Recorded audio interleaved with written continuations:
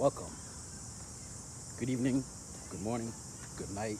Whenever you watch this, I decided we'll see how it goes because the topic of my blog today, if you visit my website, is I Am Something Like You. That's the title. And so this weekend I realized that not everybody likes to read. So I'm going to make these videos that are going to go on YouTube or wherever, and we're going to elaborate on it for a few minutes, about 10 minutes or so. So I am something like you. It's already written, so I don't remember what I wrote, but essentially, the premise is this: I am something like you. I am nothing like you. I am nothing but you.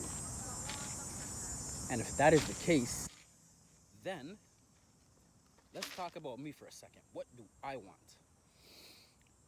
I want health, number one. I want wealth. I want belonging. I want community. I want certain things. Let's just say I am working towards certain things, okay? So the premise is this. I learned this in 2014. So my yoga teacher, Diana, basically said, hold on, multitasking, I need to stop. Yeah, that's her name, Diana. If I get it wrong, I apologize. Um, so basically, she said this: I am something like you, I am nothing like you, I am nothing but you. So three things. I'm something like you in that we most likely have similar desires, things that we want to feel in particular. We want to feel happy, we want to feel safe, secure, loved, etc. But the second part is I'm nothing like you. So you could be a woman, a man, you could be African, South African. I'm from Sudan. You can be Chinese. I'm an African. So I am nothing like you, quote unquote, right? There's this theory of separation or this concept that we're all separate, but we get into that a little later. And then the last part is I am nothing but you. So I am you. Yes, you. So if I am you, then you likely have been through similar experiences to me, just in different, varying degrees. Your psychological suffering. Look at this little thing, butterfly. Beautiful. So your psychological suffering, and when I say psychological suffering, I mean your anxiety, your quote unquote depression, your fear of getting bit by bees. Okay, your fear. You likely have similar fears to me. At the end of the day, what I believe, my interpretation of what um, Diana was trying to say. Yes, I'm not crazy. I am crazy, but that's another thing. Diana was trying to say is basically that we're all the same, but we're all a little bit different, but we're all a little bit similar. It's a pretty simple concept. So how does this relate to my primary objective? I'm gonna say this out slowly, and I'm gonna stop.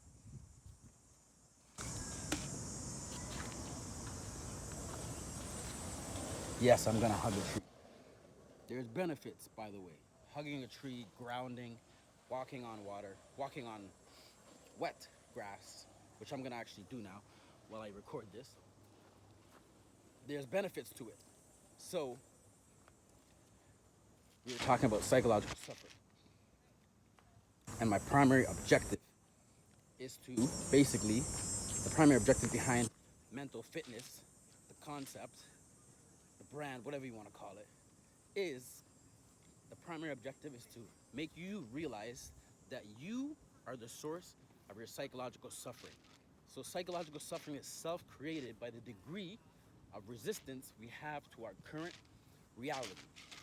I'm gonna repeat that. Psychological suffering is self-created by the degree of resistance we have to our current reality. Okay? So that's the primary objective. What does that mean? It means you create your own suffering. You create your own anxiety, fear, depression, all of that. You are the one that created it. So then, it's simple reasoning. If you created it, then who can get rid of it? Or momentarily, because suffering is going to be continual. Wendy, I'm going to talk about Wendy. Wendy, what's up? So we talked about this. Wendy is a young lady. Not going to mention her age, but she's a young lady. And basically, we were talking last year as I'm walking to Starbucks in Mississauga. It's another B. We're like, suffering is never going to end. Like, it's never going to end until you're 6 feet under. So you have to learn to manage it. Learn to basically cope with it. So if I am something like you, and I am nothing like you, but I am nothing but you, so if I am learning, because I'm still learning, I'm always learning, right?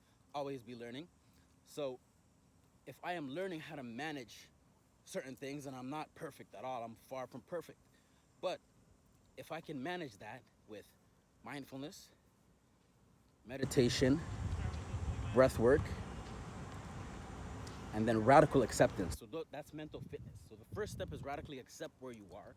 The second step is utilize the growth mindset to change what you can, and then let God do the rest.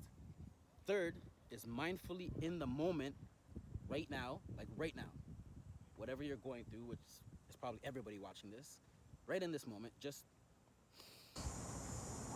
take a breath. Like right now, I'm going through some pain in this shoulder because I'm holding on with my right arm.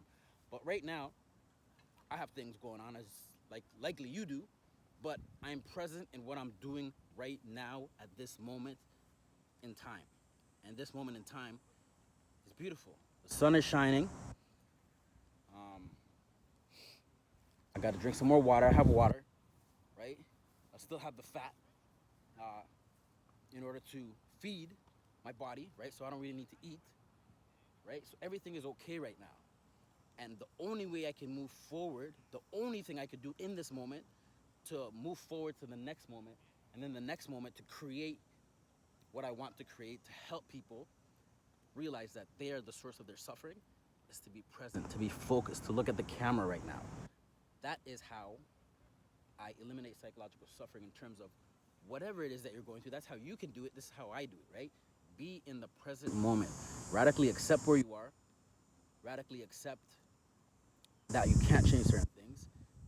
Mindfulness is be where your feet at, be present, right? And then because the present is the present, yada, yada, yada. That's what they say. The present is the present, right? So just focus on the moment right now and then move forward, right? So it's very simple. Like for instance, right now, if I have to radically accept, I might get like, say the dogs were off the leash. They're actually, they're sniffing butts now. But if you don't radically accept where you are, you're not gonna move forward, right? And Tim Grover said this. When I mentioned it, I'm like, or he said something along the lines of like, see what Shadden said in terms of radical acceptance. Because if you don't accept where you are right now, you're not gonna be able to move forward and progress and basically achieve the dreams that you have. So at the end of the day, what you need to realize is this. What I've come to realize, you don't need to realize it, but I think if you gain some wisdom, because I have some wisdom, even though I realize I don't know anything, because I'm always learning. So once you learn to realize that you are the source of your suffering, then it's very simple. In order to unsuffer in the moment, because everything is now, then you just need to create a situation or a system for you that incorporates those four concepts. And there's a lot more different concepts that you can incorporate, but those are the four basic things.